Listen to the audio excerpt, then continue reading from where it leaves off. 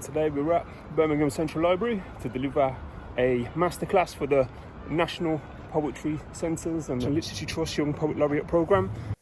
Former Birmingham Poet Laureate Jasmine Gardozi worked with the secondary pupils as I worked with the primary children, and here I am in the library getting started and listening to an early arriver whose school, Walford Primary in Birmingham, I initially visited during the first phase of the project. Pictured here. Here I am delivering a whole school respect assembly at his school. From over 1,000 entries to the Young Poet Laureate project across the West Midlands, he was shortlisted to be one of the 12 ambassadors to represent the region, out of whom the Young Poet Laureates will be selected, which is what this special day was all about. Jasmine and I delivering our performance masterclasses with the shortlisted primary and secondary students in preparation for a live performance showcase in front of judges later on in the afternoon. I led the National Literacy Trust West Midlands Primary School Performance Poetry Masterclass, so primary and secondary teachers, here are some hints and tips that you can use during your lessons to support your Oracy outcomes, or as we at Memorhyme say, here's how we go from page to stage. I tend to open with a short introduction, fun freestyle literature poem featuring all the children and staff's names, plus any words that they can think of that are considered impossible to rhyme. Typical words include orange, purple, supercalifragilisticexpialidocious. Rhyming couplets for orange could include cringe, singe, lozenge. For purple, we have circle and turtle. And for supercalifragilisticexpialidocious, we have precocious, atrocious, and focus. For example, getting these young, incredible writers together who are so precocious is kind of magical, like supercalifragilisticexpialidocious. Wasting their potential would be atrocious, so it's better we come together, work hard and focus. There we go, quick little... Anyway, by now I would have lightened the mood, each child feeling included with a positive mention of their name during our live literature freestyle poem. Also introduced the idea of them working together during the rhyme challenge, plus establishing my credentials somewhat as the lead poet. And then we move on to many of Memorhyme's engaged tasks, which we utilise in schools, tried and tested. The first one being a opposites poem, where you simply task the pupils to say the opposite to what you're saying. So you start off by saying, if I say left, you say, and then they'll fill in the gap with right, left, right, left, right. If I say day, then you'd say night, day, night, day, night. If I say big, then you say small, big, small, etc., etc. And then there's a great team-based competitive word rhyming game called Word Wars, which we utilise as well. And if you want to learn more about these engaged tasks, you'll find those in our resources, which you can find more about at the end of this video. Now we're at a stage where everyone's more familiar with each other, speaking, sharing, feeling relaxed. Just look at the smiles on these people's faces, including the staff. Then we moved on to some Oracy warm-ups, so some breathing, some tongue twister challenges, she saw seashells on the seashore, unique, New York, New York, unique, and many more. Then we move on to the poems. So up until this point, the pupils haven't even performed their poems yet to anybody. Now, the more the pupils can say their poems aloud, the better. People earn thousands of pounds per hour to give an engaging talk competently. As a performance poet, similar rules apply. You have to focus on what you are saying and doing and performing, despite possible distractions that could be going on whilst you're doing this, which could affect your confidence during the course of delivery, such as a squeaky door opening, someone coughing, a chair being screeched across the floor, a baby crying, a phone ringing, etc. This focus exercise is a great way to ease into performing aloud, as no one is singled out, as everyone is performing at the same time. So everyone's in the same boat. First is worst. It's not about reading the poem perfect straight away. Students can mumble, bumble and stumble their way through. So we moved on to the next challenge, which was a tone challenge, where they whispered their poem all together. Then we concentrated on eye contact, picking a member of staff to give eye contact to, so students lift their eyes off the page to engage the audience with their eye contact whilst performing. Then we looked at varying pitch, adding pauses, projecting with playground voices, performing emotionally, then further emphasising facial expression and body language with non-verbal performances, showing the audience what the poem is about with 0 words or sounds, as according to Dr. Morabian and many other communication specialists, 55% of influential communication comes from body language alone. So lots of ingredients to improve the conveying of ideas, using all the communication instruments and tools available from the Poet's Toolbox. Shifting the gears back down again from kinesthetic and active to a bit more sedate and a bit more conversational, we sat down and spoke together as a group to discuss ambassadorship and what the role meant from the children's perspective. So answers suggested that the future of performance poetry is indeed in very good hands, with each of these young custodians of poetry looking to positively promote the art form and support all voices wherever possible. So that's great. Then the question was asked, is the world perfect?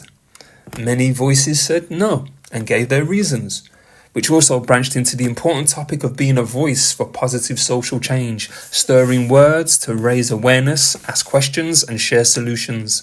As Benjamin Zephaniah often used to say, you can't change the world at one time, you have to change the world one heart at a time. So, after lunch, all the primary and secondary students came together to showcase their performances in front of staff, parents, carers and judges who listened intently throughout the showcase. Soon after, the judges reassembled in a separate room to discuss shortlistings for the Poet Laureate roles.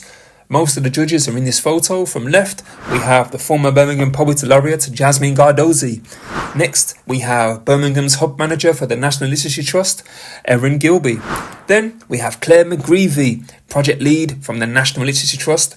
Then we have Nick Barley, Director of the National Poetry Centre, working alongside the National Poet Laureate, Simon Armitage, and as part of his legacy project. Then there's myself, CEO of Memorhyme, and taking the picture, in this case, is Sharina Lee Sati, Project Manager for the National Literacy Trust.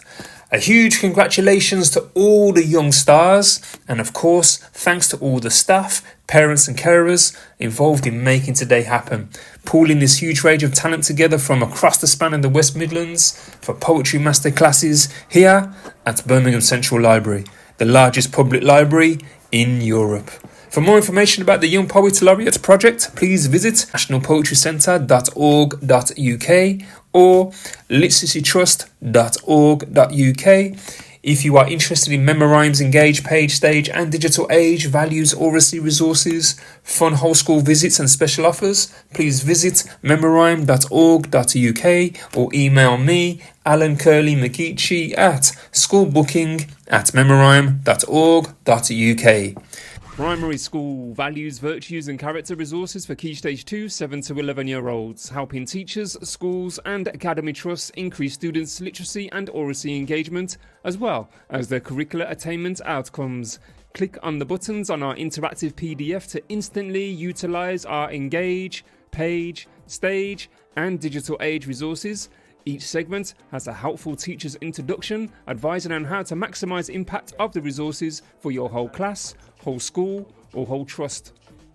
Engage, listening and speaking with fun activities and pre-written poems, then inspire students to produce poetry on the page with support from our memo-rhyming robot, who will also help your students go from page to stage to perform their poems, applying fun activities to build public speaking and oracy confidence.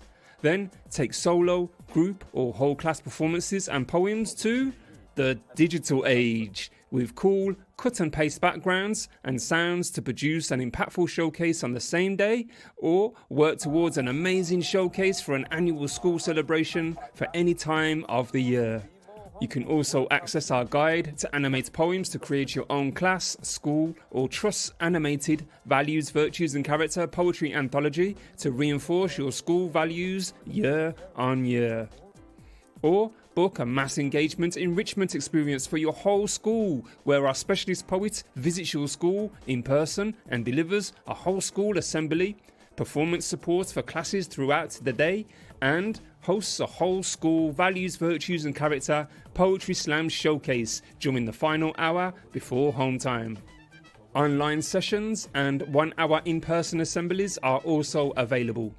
Please click the link to view our impact report based on just a few of our projects delivered recently. Respect every single person's ethnic cultural traditions! Feel free to join us on our weekly CPD support sessions to answer any questions to support your values projects, and we also have a team on hand who can produce your animated values poetry anthology for you. Purchase and use the resources right now via our website shop, memorhyme.org.uk, or via our Stan store, that is stan.store/memorhyme.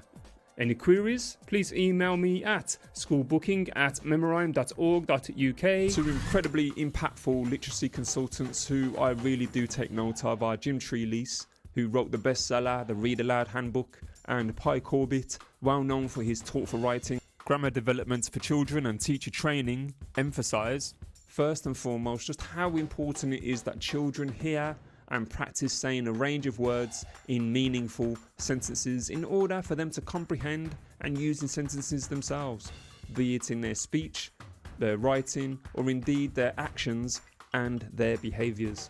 And I'll never forget this inspiring quote by Jim Treelise, which states, "If a child doesn't hear the word, they can't say the word. If they can't say the word, they can't read the word. And if they can't read the word, they can't write the word." So it all starts with the children hearing these words being used in meaningful sentences. This is why, where possible, we encourage Key Stage 1 to be at least present in the Key Stage 2 showcase so that they can hear and see their older peers promote important values, virtues, vocabulary and behaviours. So having Key Stage 1 in the hall, if you have capacity, watching Key Stage 2 can really support the culture within the school which you're trying to promote, as the Key Stage 1 obviously look up to the bigger kids. As specialist mass engagement spoken word poets, we at Memorhyme are very committed to supporting and serving all educators, parents and children the best we can. So for more ideas on performance, please visit the stage section of the resource, or if you'd like your children or child to have a go at writing their own values, virtues and character poem, then please go to the page section of the resource. Any questions? Please don't hesitate to reach out or join us on our Zoom and team calls, and the information for that can be found in the digital age section. Thank you for listening. Bye for now. Our Values, Virtues, and Oracy program is transforming schools through creative poetry and performance.